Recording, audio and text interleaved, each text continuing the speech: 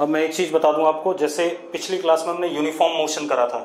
Uniform motion in the sense कि velocity क्या रहती थी, कांस्टेंट। ये करा था हमने, हाँ या ना? पिछली क्लास में हमने यूनिफॉर्म मोशन पढ़ा था। यूनिफॉर्म मोशन में वेलोसिटी कांस्टेंट रहती है, एक्सेलरेशन 0 होता है और डिस्प्लेसमेंट बराबर होता था वेलोसिटी इनटू टाइम। इतनी बात अगर आपको क्लियर है तो यस लिखो। मैं जितना पूछ रहा हूं उतने का जवाब दो, मैंने पढ़ लिया आपके चैट्स, ठीक है। अब रहा लास्ट क्वेश्चन। लास्ट क्वेश्चन में इनफाइनाइट ट्रिप्स होंगी, इसके अलावा बाकी सब तो आपको क्लियर रहा होगा। अगर बाकी सब क्लियर है तो यस लिखो, ठीक है। सिर्फ प्रॉब्लम क्या थी कि मोती की ट्रिप्स, नंबर ऑफ ट्रिप्स कितनी होंगी, यही इशू था, ठीक है। तो मोती की नंबर ऑफ ट्रिप्स आपको मैं रिटर्न सॉल्यूशन दूंगा आज शाम को, ठीक है। उससे पहले नहीं बताऊंगा, ठीक। मोती की इनफाइनाइट ट्रिप्स कैसे हैं वो काफी बड़ा सा सवाल है, ठीक है। तो उसको मैं आपको सॉल्व करके दे दूंगा और आप फिर देखना कि इनफाइनाइट ट्रिप्स आती हैं उसकी, ठीक। बाकी आपको यूनिफॉर्म मोशन में अगर सब कुछ क्लियर है तो लिख दो क्लियर है फटाफट।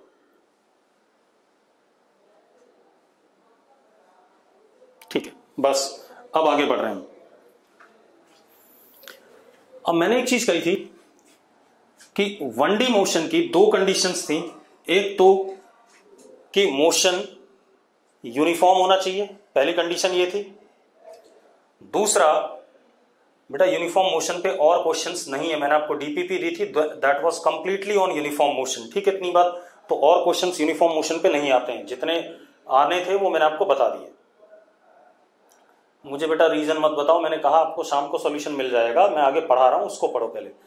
मैंने क्या कहा था, फॉर 1D मोशन, मैं पढ़ाना शुरू करता हूं वरना तुम लोग सुनोगे नहीं। For 1 dimensional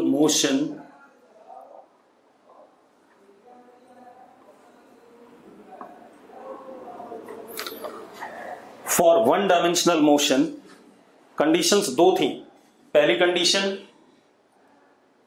acceleration 0, velocity constant,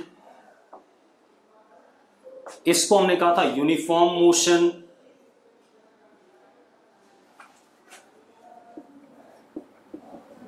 और इसके बारे में हमने पढ़ लिया पिछली क्लास में। इसमें S displacement is equal to velocity into time, ये आया था कि नहीं आया था? अरे याद है या नहीं? ठीक है। दूसरी कंडीशन हमारे पास क्या है फॉर 1 डायमेंशन मोशन? दूसरी कंडीशन थी एक्सेलरेशन इज पैरेलल और anti parallel to v vector throughout the motion. Acceleration is parallel और anti parallel throughout the motion, लिखाया था कि नहीं लिखाया था? ठीक है, ये हमारी दूसरी कंडीशन थी। अब तो हमने एक यूनिफॉर्म मोशन तो पढ़ लिया, अब हम दूसरे टाइप के मोशन की बात करते हैं जिसमें एक्सेलरेशन या तो पैरेलल होगा या एंटी पैरेलल होगा थ्रू आउट द मोशन, जिस वजह से मोशन क्या होगा, 1D होगा या रेक्टिलिनियर होगा, ठीक है, या स्ट्रेट लाइन होगा, ठीक। अब non uniform motion, non uniform motion में क्या होता है? नॉन यूनिफॉर्म मोशन, पहले तो नॉन यूनिफॉर्म मोशन की बात करें। नॉन यूनिफॉर्म मोशन में एक्सेलरेशन पार्टिकल का नॉट इक्वल टू 0, पार्टिकल के ऊपर एक्सेलरेशन लगेगा, होगा, यस और नो? ठीक है। एक्सेलरेशन जब लगेगा बेटा तो देखो यहां पर अब velocity of particle changes with time, समय के साथ वेलोसिटी पार्टिकल का क्या करेगा, चेंज करेगा। मानते हो या नहीं मानते हो? ठीक है।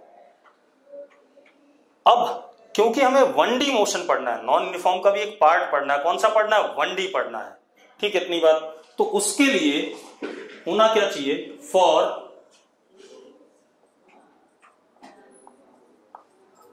Rectilinear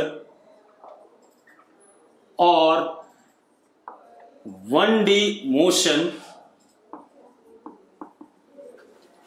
A parallel to V और A anti parallel to V always. हम इस वाले सिचुएशन को देखेंगे, सिर्फ A पैरेलल टू V और anti parallel to V always. हमें सिर्फ 1D के लिए यही देखना है। यस और नो? ठीक है। अब तो हमारे पास एक्सेलरेशन नॉट इक्वल टू 0 है, दूसरा A अगर है तो पैरेलल टू V है या एंटी पैरेलल टू V है। ये कंडीशन हमारे पास 1D मोशन की। ठीक है। अब यहां पर आकर के नॉन यूनिफॉर्म मोशन भी दो हिस्सों में टूटता है। पहला, acceleration is constant.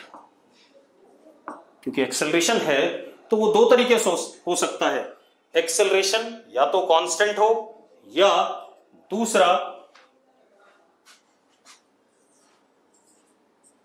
Acceleration varying.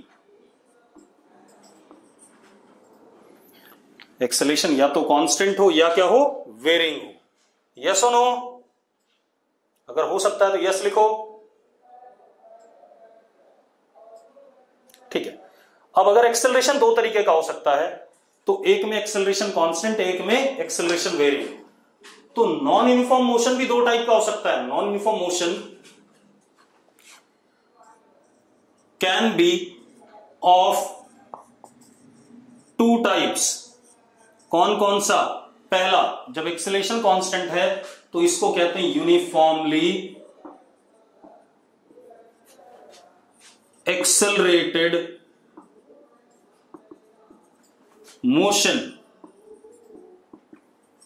या सिंपली यूएएम। क्या कहते हैं? यूनिफॉर्मली एक्सेलरेटेड मोशन और यूएएम। यस और नो? रुको एक मिनट। हाँ, एक बच्चे ने कुछ बात बोली, उसकी बात सुन लेते हैं। आप लोग रुक जाओ।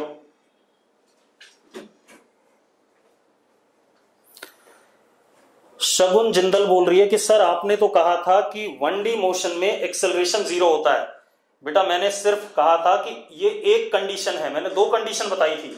एक बताया था एक्सेलरेशन 0 और एक बताया था कि एक्सेलरेशन पैरेलल या एंटी पैरेलल टू वेलोसिटी होगा थ्रू आउट द मोशन, तो 1D मोशन होगा। क्लियर है? और यही बात मैंने आज शुरू में भी यही बात बोली है, स्टार्ट भी ऐसे ही किया। मैंने कहा एक कंडीशन हम पढ़ चुके हैं, यूनिफॉर्म मोशन जिसमें एक्सेलरेशन 0 होता है।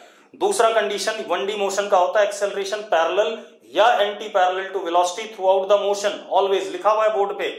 ठीक है, इतनी बात। अब फिर मैंने कहा अगर एक्सेलरेशन है तो वो दो टाइप से हो सकता है, एक एक्सेलरेशन कांस्टेंट और एक एक्सेलरेशन वेरिंग। तो जब एक्सेलरेशन कांस्टेंट होता है तो उस मोशन को हम कहते हैं यूनिफॉर्मली एक्सेलरेटेड मोशन, यूएएम। और जब एक्सेलरेशन वेरिंग होता है तो उसको कहते हैं हम नॉन यूनिफॉर्मली एक्सेलरेटेड मोशन और NUAM। क्या कहते हैं? NUAM। अब हमारे पास ये दो मोशन हो गए। अब एक एक करके इनको पढ़ेंगे। क्लियर है? ठीक है, बस लिखो नहीं। अब मैंने आपको एक चीज और बता रखी थी, साइन कन्वेंशन बता दिया था कि नहीं बता दिया था? याद करो, साइन कन्वेंशन बताया हुआ कि नहीं बताया हुआ? मैंने कहा था 1D मोशन में हम वेक्टर को ना यूज करके साइन कन्वेंशन यूज कर लेंगे, प्लस और माइनस साइन। ठीक है, चलो रुक जाओ, लिखो नहीं कुछ। अब देखो बेटा, स्टार्ट करते हैं। तो हम पहले पढ़ेंगे यूनिफॉर्मली एक्सेलरेटेड मोशन। और कैसा? 1D वाला यूनिफॉर्मली एक्सेलरेटेड। 1D वाला मतलब कि एक्सेलरेशन या तो वेलोसिटी के हमेशा पैरेलल होगा या एंटी पैरेलल होगा ड्यूरिंग द मोशन। अब सुनो भाई, ये पढ़ना हमें, ठीक है? इतनी बात मैंने साइन कन्वेंशन बताया, मैं एक बार और लिख दूं, ठीक है? क्या कन्वेंशन है?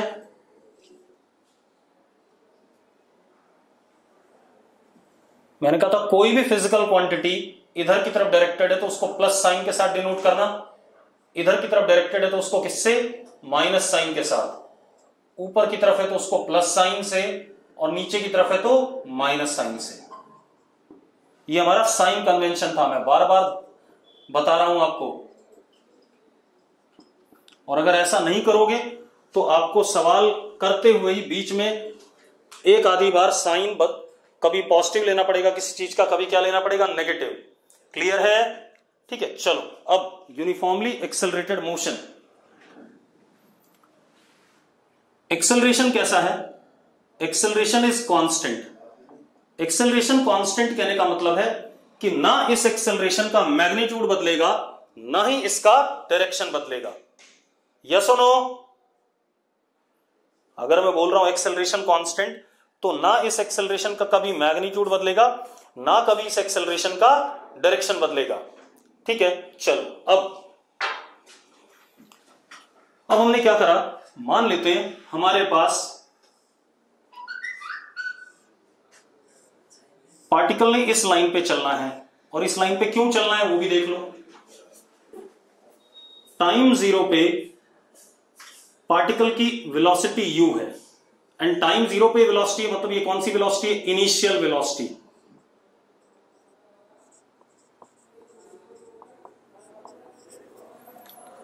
टाइम जीरो पे पार्टिकल की वेलोसिटी u है, ठीक है, इतनी बात। उसको हम क्या कहेंगे? Initial velocity. कोई इशू है इसमें? दे रखा है बेटा ये हमें, ठीक है, इतनी बात। मैंने गिवन कंडीशंस हैं। अब दूसरी चीज, टाइम जीरो पे ही हमें एक्सेलरेशन दे दिया a आगे की तरफ सेम डायरेक्शन में, और एक्सेलरेशन कैसा है बेटा? कांस्टेंट है। कैसा है? कांस्टेंट है, मतलब इसका डायरेक्शन हमेशा आगे की तरफ है और मैग्नीट्यूड इसका चेंज नहीं करेगा। यस और नो? ठीक है, अब हमारे पास करने के लिए क्या है? हमारे पास करने के लिए है, हमें क्या बताना है, जब ये पार्टिकल मोशन करेगा तो इस पार्टिकल का किसी भी समय पे हमें वेलोसिटी बतानी है, और किसी भी समय पर इसका क्या बताना है? डिस्प्लेसमेंट बताना है। क्लियर? ठीक है, तो हमें इस पार्टिकल का मोशन पढ़ना है। मोशन पढ़ने का मतलब मैं ये जानना चाहूंगा कि मान लो 10 सेकंड बाद मुझसे पूछा गया इसकी वेलोसिटी बता दो, तो वो वेलोसिटी बताऊंगा। 10 सेकंड बाद मुझसे पूछा गया इसका डिस्प्लेसमेंट बता दो, तो वो डिस्प्लेसमेंट बताऊंगा। अब एक चीज देखो, according to sign convention u positive x की तरफ है तो इसको पॉजिटिव लिया हुआ है, a भी पॉजिटिव x की तरफ है तो इसको भी क्या लिया हुआ है? पॉजिटिव लिया हुआ है। क्लियर है? क्लियर है तो यस लिखो फटाफट। चलो बहुत बढ़िया। अब हमारा पर्पस क्या है? हमारा पर्पस है किसी भी समय पे, टाइम t पे, मुझे इस पार्टिकल की क्या बतानी है? वेलोसिटी बतानी है, v बताना है, as well as time t में ये इनिशियल पोजीशन है और ये टाइम t पे फाइनल पोजीशन है, ये डिस्प्लेसमेंट बताना है s। ठीक है भाई, मुझे क्या बताना है? Displacement and velocity after time t। Yes और नो? ठीक है, अब रुक जाओ, अब कुछ मत लिखो, मेरी बात ध्यान सुनो, मैं जो कहने वाला हूं। आप एक बात बताओ, टाइम 1 सेकंड पे एक्सेलरेशन कितना है? जल्दी से लिखो चैट बॉक्स में। टाइम 2 सेकंड पे कितना है? जल्दी से लिखो चैट बॉक्स में। टाइम 3 सेकंड पे कितना है? बस बस बस लिख दिया आपने, बस रुक जाओ। एक बच्चे ने 0 लिखा है एक्सेलरेशन। गलत है भाई, जब मैं कह रहा हूं एक्सेलरेशन कांस्टेंट है, ना इस, मैं 4 बार बोल चुका हूं, ना इस एक्सेलरेशन का क्या बदलेगा? मैग्नीट्यूड, ना इस एक्सेलरेशन का क्या बदलेगा? डायरेक्शन। तो एक्सेलरेशन हर समय पे a है या नहीं है? At every time. ठीक है, तो एक्सेलरेशन की वैल्यू हर इंस्टेंट पे स्मॉल ए ही है, ठीक है इतनी बात। तो अब हम क्या कह सकते हैं, at every instant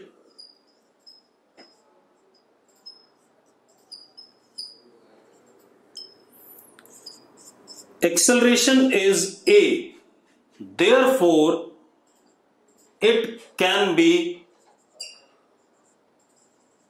called as instantaneous acceleration।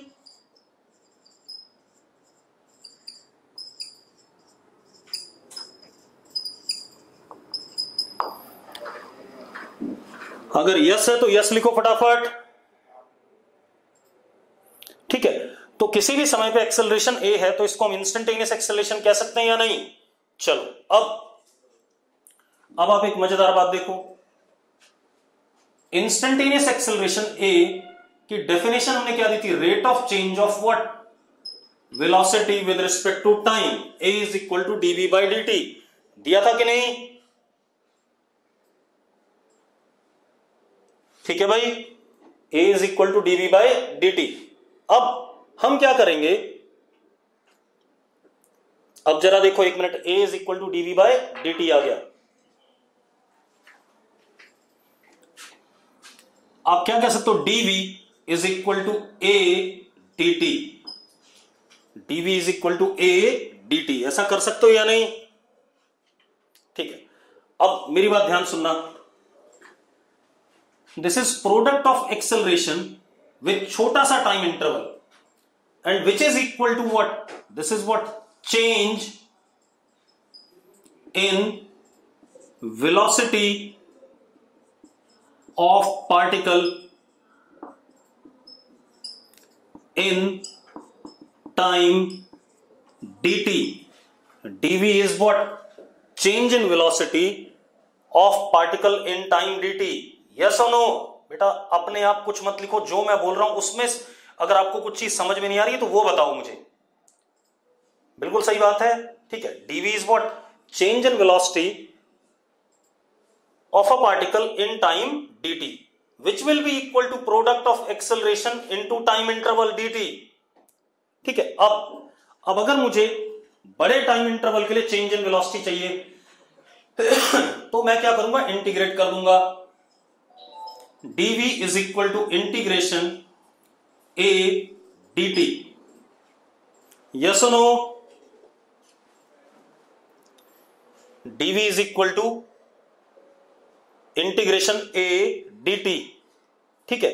अब एक चीज और बेटा, क्योंकि एक्सेलरेशन कांस्टेंट है तो वो इंटीग्रेशन से क्या हो जाएगा, बाहर आ जाएगा, तो this acceleration comes out of integration. अब हमें लिमिट डालनी है, हमें इनिशियल वेलोसिटी पता है टाइम जीरो वाली, तो टाइम जीरो पे वेलोसिटी कितनी u, और मुझे टाइम t पे वेलोसिटी चाहिए, तो टाइम t और वेलोसिटी कितनी v, लिमिट डाल दी हमने। अगर कोई दिक्कत है, अगर आपको समझ में आ गया तो यस लिखो फटाफट, टाइम जीरो पे वेलोसिटी u है और टाइम t पर मुझे वेलोसिटी बतानी है, इट इज v, यस और नो, जल्दी से लिखो बेटा, ठीक है। चलो अब हम इसको इंटीग्रेट कर दें बेटा, तो जरा देखो यहां पर है t की पावर 0 और यहां पर है v की पावर 0, हां या ना, लिख सकता हूं ऐसे, और मुझे फॉर्मूला पता है इंटीग्रेशन x की पावर n dx का, अगर आपको याद हो मैथ्स वाले सर ने कराया, x की power n plus 1 upon n plus 1, हाँ या ना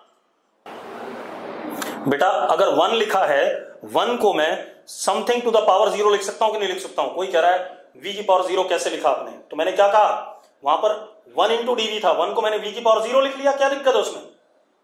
अब आपके पास क्या बेटा, देखो अब हम फॉर्मूला लगा देते हैं, तो v की power 0 plus 1 upon 0 plus 1 limit u से v, इधर भी a, t की power 0 plus 1 upon 0 plus 1 limit 0 to t। ठीक है, अब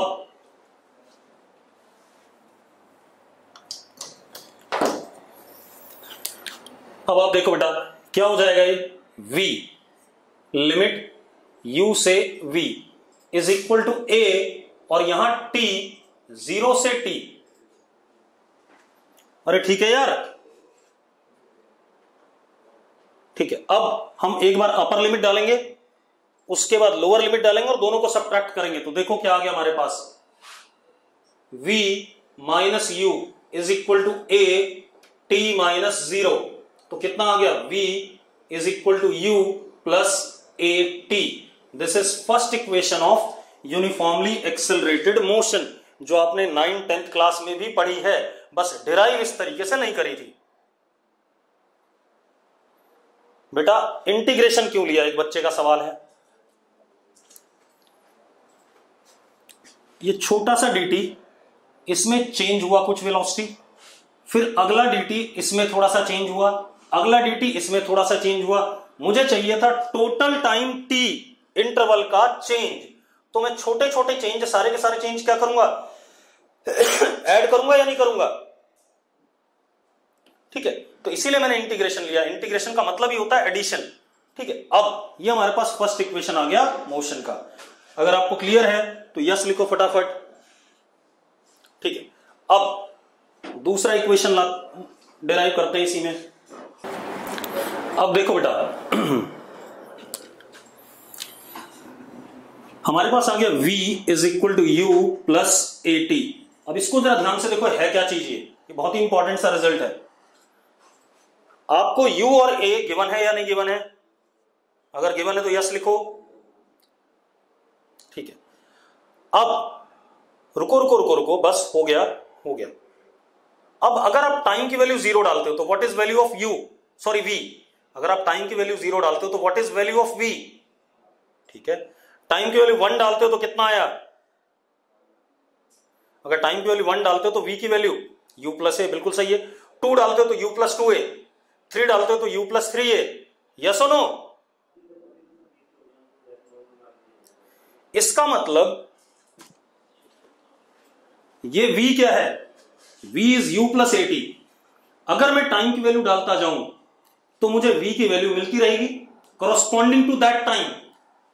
अगर मैंने टाइम की वैल्यू 2 सेकंड डाली तो मुझे वेलोसिटी की वैल्यू 2 सेकंड वाली मिलेगी। अगर मैंने टाइम की वैल्यू 4 सेकंड डाली तो मुझे वेलोसिटी की वैल्यू 4 सेकंड वाली मिलेगी। इसका मतलब क्या कह सकता हूं मैं, अगर मैंने ये लिखा हुआ है तो v इज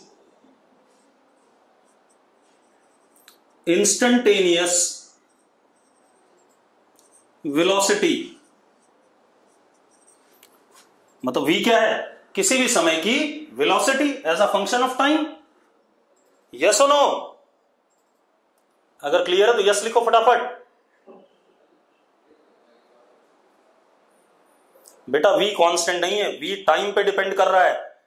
मैं टाइम की वैल्यू बदलूंगा, रुक जाओ, अगर आपको क्लियर नहीं तो मेरी बात दोबारा सुनो, रुक जाओ रुक जाओ।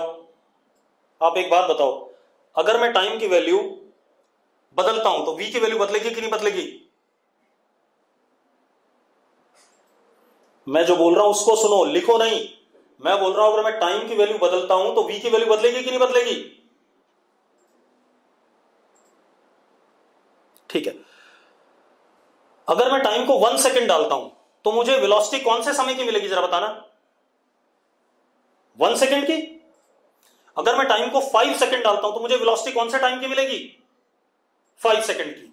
इसी तरीके से अगर मैं टाइम को जनरल t मानता हूं, कोई भी अननोन, तो मुझे वेलोसिटी उसी t की मिलेगी कि नहीं मिलेगी?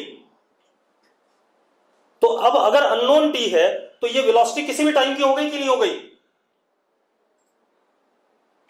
और अगर किसी भी समय की, मुझे t पता ही नहीं है, t इज अननोन, t की वैल्यू डालते जाओ आपको v मिलता जाएगा। तो ये क्या हो गया, velocity at any time t, and velocity at any time t is what, instantaneous velocity. Yes और नो? ठीक है, अब ये बात क्लियर है। अब एक बात बताओ, हमें पता है इंस्टेंटेनियस वेलोसिटी v को हम लिख सकते हैं ds upon dt, rate of change of position with respect to time is instantaneous velocity, yes और नो? इसमें कोई गलती है तो ये लिखो, बाकी बकवास मत लिखो। इसमें कोई समस्या है?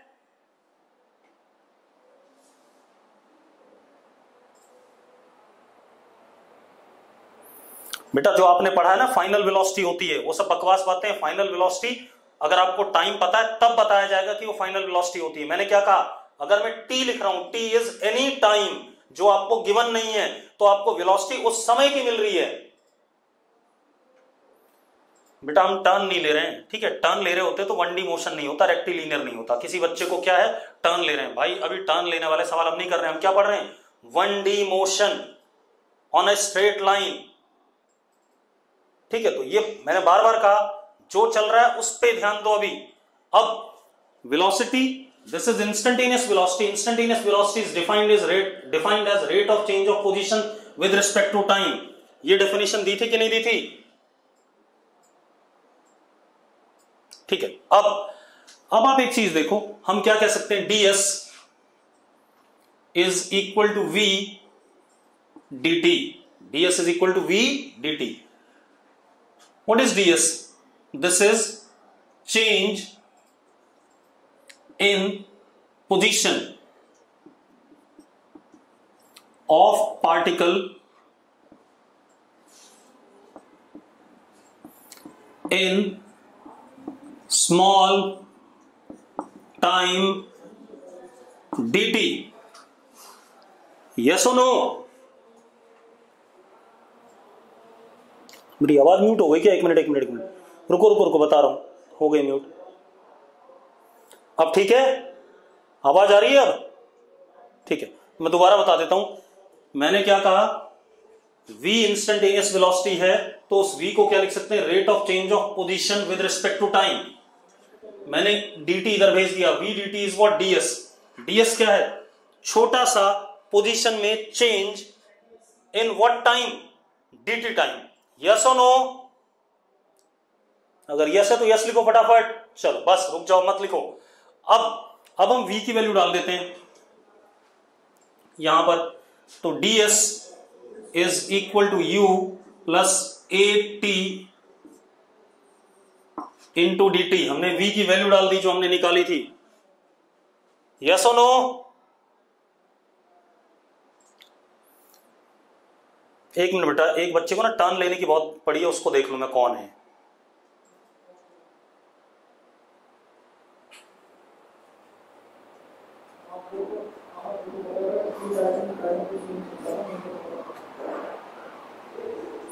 अंश शर्मा।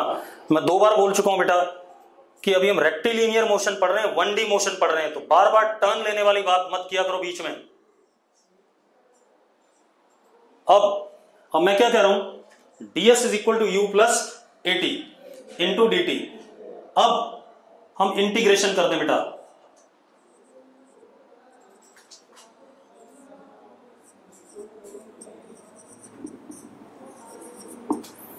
ये आ गया।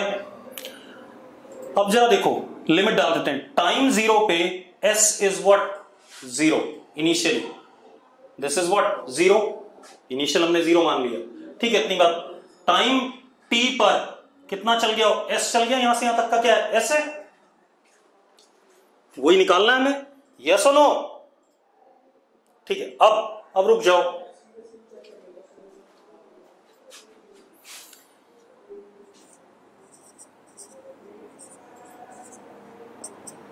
मैं अलग अलग कर लेता हूं बेटा।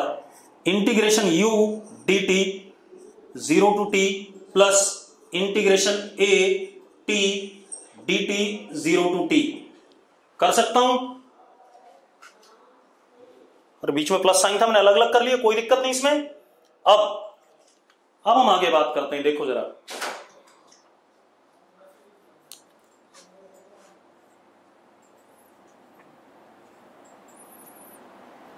बेटा u हमें नोन है, कांस्टेंट हमें पता है u, तो u इंटीग्रेशन से बाहर आ जाएगा। तो u integration dt 0 to t plus a भी हमें कांस्टेंट पता है, वो भी इंटीग्रेशन से क्या आ जाएगा? बाहर आ जाएगा। Integration t dt 0 to t. अगर यहां तक क्लियर है तो यस लिखो फटाफट। जो जो कांस्टेंट था वो बाहर आ गया। ठीक है, अब हम इंटीग्रेट कर देते हैं बेटा। यहां पर है s की पावर 0, यहां पर है t की पावर 0 और यहां पर है t की पावर 1। यस और नो? ठीक है, अब इंटीग्रेट कर लो बेटा। यह आएगा s की पावर 0 प्लस 1 अपॉन 0 प्लस 1। अब देखो मैं अभी तो इंटीग्रेट पूरा कर रहा हूं, हर स्टेप लिख रहा हूं, थोड़ी देर बाद मैं स्टेप्स लिखना कम कर दूंगा। क्लियर है? ठीक है, तो 0 प्लस 1 s की पावर 0 प्लस 1 अपॉन 0 प्लस 1, 0 से s u t की power 0 plus 1 upon 0 plus 1, 0 to t plus a t की power 1 plus 1 upon 1 plus 1, 0 to t। अगर आपको क्लियर है तो यस लिखो फटाफट यूजिंग फॉर्मूला। यस और नो? ठीक है, अब ये हो गया s लिमिट 0 टू s, ये हो गया u t limit 0 to t, ये हो गया plus a t square by 2 limit 0 to t। Yes और नो? बहुत बढ़िया। अब हम वैल्यूज डाल देते हैं बेटा, अपर लिमिट और फिर लोअर लिमिट, और एक दूसरे को क्या कर देंगे, सबट्रैक्ट। ठीक है, तो जरा देखो, s minus 0 is equal to u t minus 0 plus a t square by 2 minus 0 square by 2, तो दैट इज व्हाट, 0। ये स्टेप क्लियर है? क्लियर है तो यस लिखो। ठीक है, अब देखो क्या आ गया, s is equal to u t plus half a t square, second equation of motion. Yes और नो? तो हमारे पास दो इक्वेशन आ गई मोशन की। 9th 10th में आपने करा हुआ है दोनों इक्वेशंस, लेकिन डिराइव नहीं करा था ऐसे। क्लियर है? अब थर्ड भी करा रहा हूं बेटा, क्यों परेशान हो रहे हो? मैं थर्ड नहीं, 3 नहीं, मैं 5 कराऊंगा, परेशान ना हो। 6 भी कराऊंगा, ठीक? तो उसके लिए चिंता ना करो। जो भी मैं पढ़ा रहा हूं this would all become oral, मतलब ये सारे क्वेश्चंस ओरली हो जाएंगे आपके। कोई भी क्वेश्चन आपका क्या कहते हैं, ओरल, सारे क्वेश्चन आप ओरली कर लोगे 1D के, आपको ज्यादा मैथ्स लगाने की जरूरत नहीं पड़ेगी, चिंता ना करो। चलो अब आगे देखो, तो दो इक्वेशन हो गए हमारे पास। देखो, this was first equation, second equation is s is equal to ut plus half at square, this is second equation.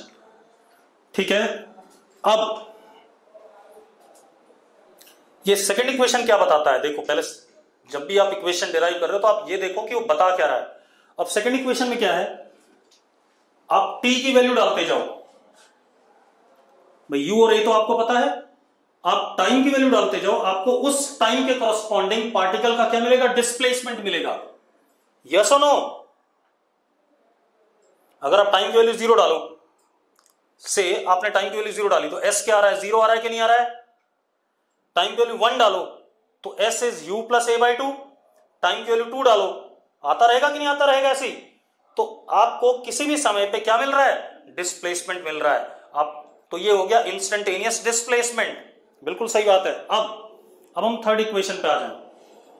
हम दोबारा से देखते हैं बेटा, हमें पता है dv upon dt, rate of change of velocity with respect to time is what, acceleration. पता है कि नहीं पता है? ठीक है, इतनी बात।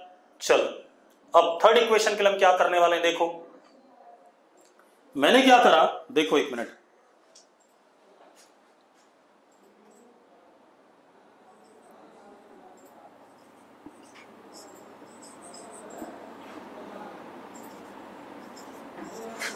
दोनों साइड ds से मल्टीप्लाई कर दिया, लेफ्ट साइड भी और राइट साइड भी। ds इज छोटा सा डिस्प्लेसमेंट इन टाइम dt। ठीक है, अब आप एक चीज देखो, ds upon dt is what? v, yes और no? ds upon dt is v, तो क्या हो गया ये हो गया v dv is equal to a ds। हो गया कि नहीं हो गया? हो गया। अब हम इंटीग्रेशन लगा देते हैं बेटा दोनों साइड। तो इंटीग्रेशन, एक्सेलरेशन कांस्टेंट है तो इंटीग्रेशन से क्या आ जाएगा? बाहर आ जाएगा, यस और नो?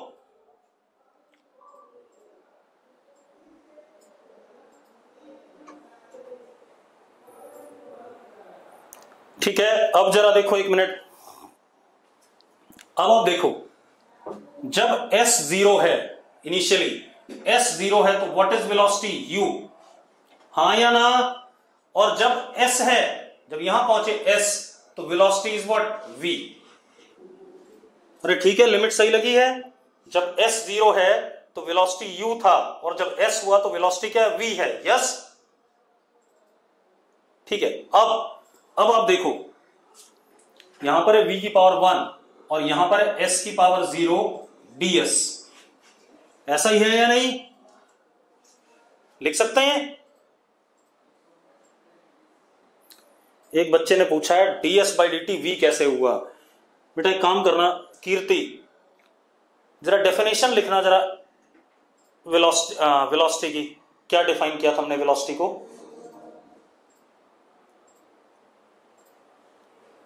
चलो मैं दोबारा बता रहा हूं।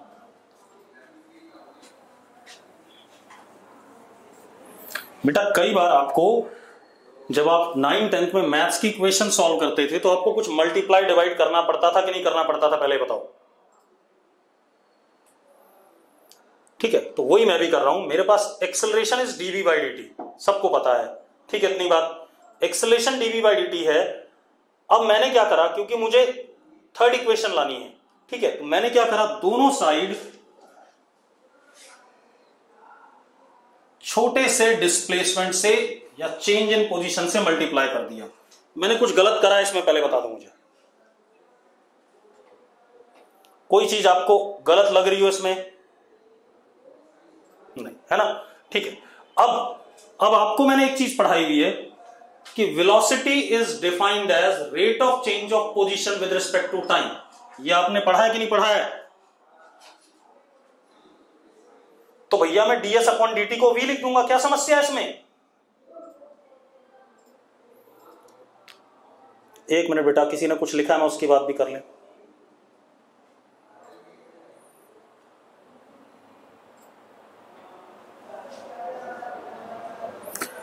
भाई s वेरिएबल है, सुन लो एक मिनट, और v वेरिएबल है। जो वेरिएबल होंगे उन्हीं पे लिमिट लगाऊंगा, ठीक है? तो परेशान ना हो, सत्यम, ठीक है? जो वेरिएबल होगा बताऊंगा। साइंटिस्ट को कुछ नहीं पता चला भाई, ये मैथमेटिशियन ने करा होगा, ठीक है? इतनी बात। न्यूटन ने करा है और गैलीलियो ने करा है, तो उसके लिए परेशान ना हो। अब क्या कहानी है, और मुझे चाहिए था v और s में रिलेशन। यहां देखो, v और t में रिलेशन है, s और t में रिलेशन है। मेरे पास v और s में कोई रिलेशन नहीं है, ठीक है? इतनी बात। तो मुझे v और s में रिलेशन चाहिए, तो लिमिट बताऊंगा बेटा, परेशान ना हो। अभी मैंने लिमिट नहीं लिखी, परेशान ना हो। अब मेरे पास v और t में रिलेशन आ गया, s और t में रिलेशन आ गया, but I don't have any relation between v and s। तो मैं v और s को रिलेट करना चाहूंगा, वही कर रहा हूं मैं थर्ड इक्वेशन में। अब ds बाई dt को हम लिख सकते हैं v, तो क्या हो गया? v dv is equal to a ds। अब यहां a कांस्टेंट है, ये तो हमें पता है। अब वेरिएबल कौन है? v और s, दो ही वेरिएबल हैं, यस और नो? अगर वेरिएबल समझ में आ गया तो लिखो यस। कौन कौन वेरिएबल है? v और s, बस इतनी सी बात है। अब आप इंटीग्रेशन कर दो दोनों साइड। एक्सेलरेशन कांस्टेंट है, इस वजह से मैंने एक्सेलरेशन को इंटीग्रेशन से बाहर ले लिया। क्लियर है? ठीक है, चलो अब जरा देखो एक मिनट। अब कोई बच्चा लिमिट के लिए बोल रहा था। एक बात बताओ बेटा, यहां पर what is value of s? जो लड़की थी वो बताएगी what is value of S initially. जिसने लिमिट पूछी थी बेटा फटाफट। 0। ठीक है, बिल्कुल सही। अब तो value of s is what 0, लेकिन what is value of v at this instant initially, what is value of velocity? लिखो बेटा s0 पर वेलोसिटी की वैल्यू कितनी है, जल्दी लिखो। u, बिल्कुल सही तेजस। ठीक है, तो लिख दो भाई। और यहां पर डिस्प्लेसमेंट कितना है, s है, तो s is displacement and velocity is what v। ये लिमिट आ गई हमारे पास। अब कुछ नहीं बचा बेटा, यहां v की पावर 1, तो इंटीग्रेशन आ गया v²/2। लिमिट मैंने कहा था बार बार मैं फॉर्मूले नहीं बताऊंगा, लिमिट u से v is equal to a, और यहां पर क्या आ गया जरा देखो, s की पावर 0 ds है, तो s की पावर 0 का क्या आता था इंटीग्रेशन, s आता था, लिमिट 0 से s। अब एक बार अपर लिमिट डाल दो, v²/2 minus u²/2 is equal to a s minus 0। तो क्या आ गया बेटा जरा देखो, v²/2 minus u²/2 is equal to a s। 2 को उधर भेज दें तो हमारे पास आ गया v² is equal to u² plus 2as। This is third equation.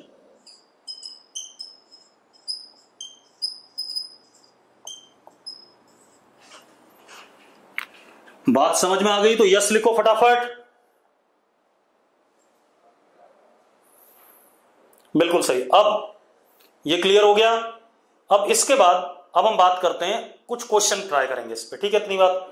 उसके बाद हम बात करेंगे आगे की, ठीक है, क्वेश्चंस की बात करते हैं। दिस इज कॉल्ड एज, इसको कहते क्या है, जैसे स्कूल में आ जाए, derivation of equation of motion of uniformly accelerated motion in 1D, one dimension या 1D या rectilinear motion by calculus method। School में जैसे डिराइव करने को आ जाए, 5 नंबर का आएगा यूनिट टेस्ट वगैरह में, तो आपको ऐसे लिखना है, derivation of equation of motion of uniformly accelerated motion in 1D by calculus method. इस तरीके से आपको तीनों डिराइव करने, 5 नंबर का आएगा। क्लियर है? अगर क्लियर यस करो। ठीक है, चलो अब हम क्वेश्चन करते हैं इस पे। अब देखो बेटा क्वेश्चन क्या है।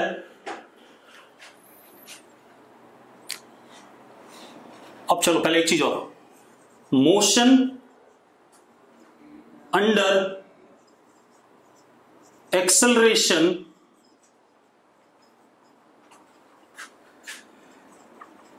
due to gravity।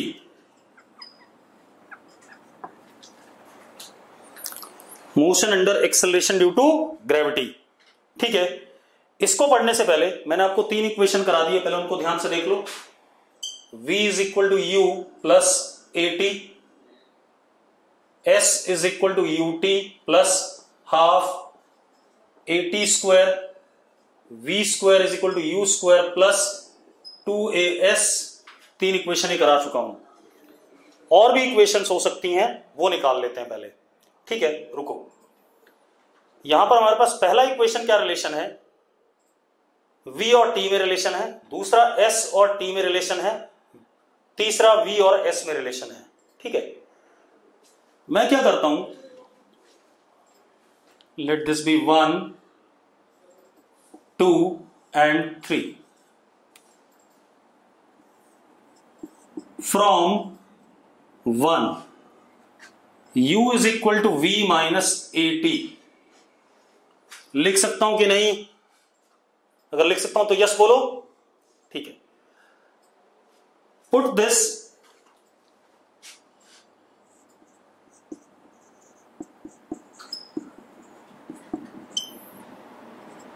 सेकंड, किसमें डाल दें? सेकंड में।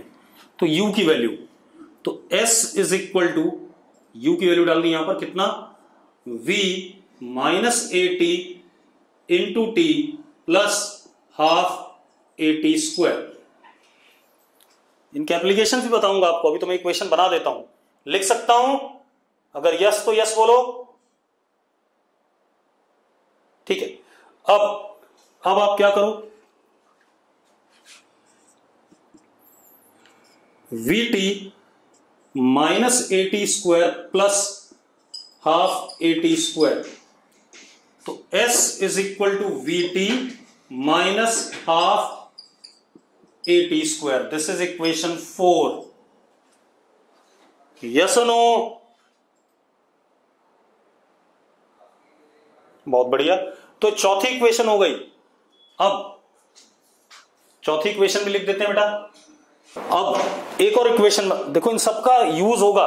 आपको लग रहा होगा कि मैं फालतू बना रहा हूं, तो अभी जब सवाल करोगे ना, तो 1 2 3 से जब आप करोगे और आप चौथा नहीं लगा रहे हो, तो आपको सवाल 3-4 स्टेप में होगा, और अगर आप चौथी इक्वेशन लगाओगे तो आपको सिंगल स्टेप में आंसर मिल जाएगा कई बार। ठीक है, तो इसीलिए बता रहा हूं। अब एक और देखते हैं।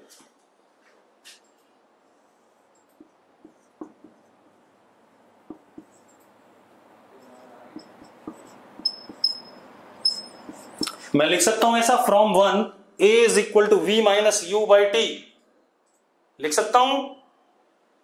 ठीक है, put it in 2।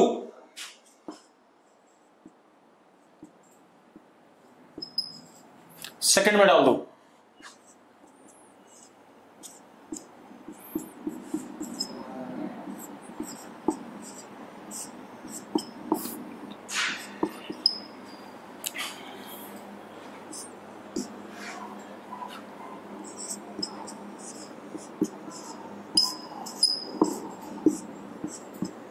This is 5th equation. Yes or no? अरे क्लियर है? ये क्या आ गया? 5th इक्वेशन आ गया। मैंने क्या करा, a की value v minus you upon T second में डाल दी, मुझे 5th इक्वेशन मिल गया। चलो अब जरा मजेदार बात देखो, तो मेरे पास 5 इक्वेशन हो गया।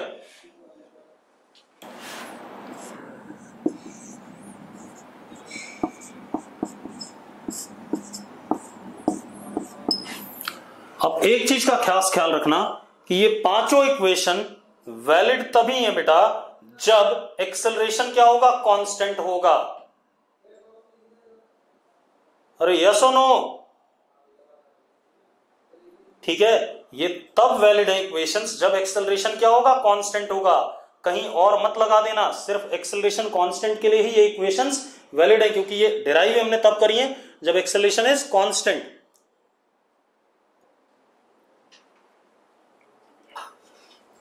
अब हम आ जाते हैं acceleration due to motion under acceleration due to gravity. सबसे पहले देखो, acceleration due to gravity downward होता है बेटा।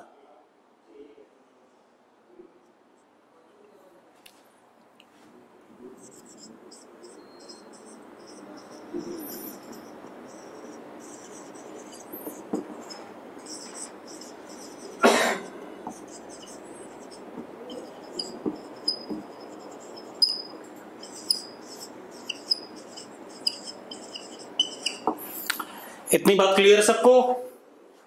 अगर क्लियर है तो यस लिखो। ठीक है, दूसरी चीज बेटा, अगर मैं कोई पत्थर ऊपर की तरफ उछालता हूं तो ज्यादा ज्यादा 40-50 मीटर इतनी हाइट दे सकता हूं उसे। बैट से अगर मैं शॉट भी मारूं क्रिकेट बैट से बॉल को, तो भी 30-40 मीटर की हाइट ले सकता है, इससे ज्यादा हाइट नहीं ले पाएगा भाई। अरे यस और नो? तो मैंने क्या कहा, मैं अगर किसी भी चीज को ऊपर फेंकता हूं तो ज्यादा ज्यादा 30-40 मीटर की हाइट तक कोई भी फेंक सकता है, उससे ज्यादा नहीं फेंक सकता, किसी की औकात नहीं इतनी। ठीक है, इतनी बात। ह्यूमन जो हमारी स्थिति है उससे नहीं फेंक सकते। ठीक है, इतनी बात। अब क्या कहानी है, for this 30-40 metre height above the ground we can assume acceleration due to gravity to be constant magnitude में। इसका जब बहुत height above the surface of earth हो जाए, 60 किलोमीटर, 70 किलोमीटर, 80 किलोमीटर, तो ग्रेविटी की वैल्यू मैग्नीट्यूड में बदलने लगती है, घटने लगती है। लेकिन हम क्या कर रहे हैं, acceleration due to gravity is always downward and for small height above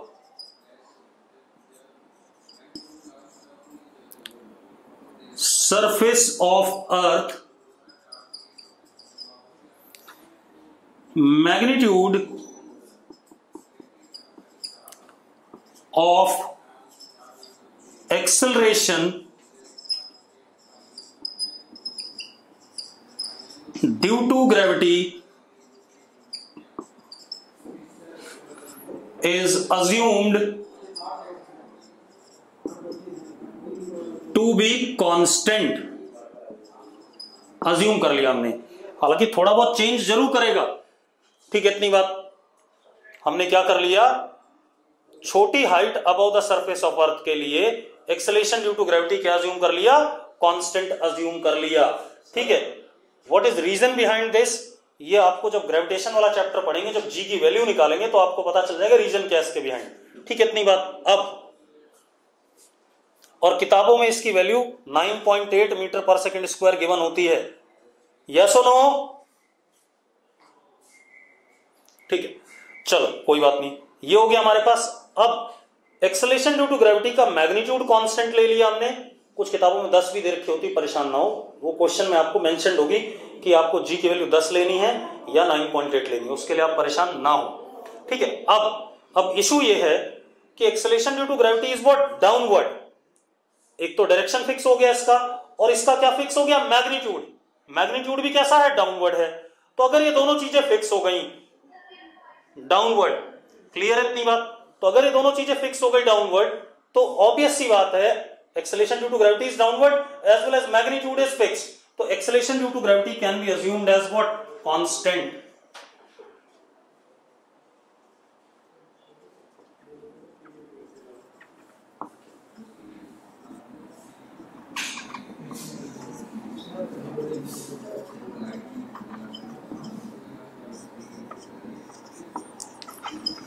Therefore, motion under gravity in such conditions is uniformly accelerated motion.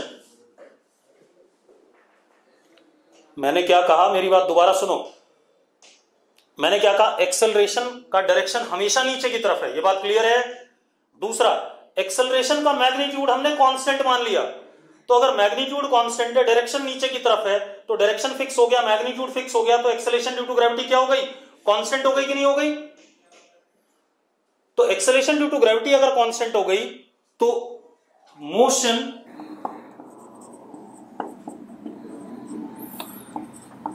Under gravity is uniformly accelerated motion, क्योंकि एक्सेलरेशन क्या हो गया, कांस्टेंट हो गया। क्योंकि acceleration क्या हो गया, सुनो भाई मैं क्या कह रहा हूं, क्योंकि एक्सेलरेशन कांस्टेंट हो चुका है, इस वजह से motion under gravity can be considered as what, uniformly accelerated motion. अब इतनी बात हो गई आपको, ठीक है।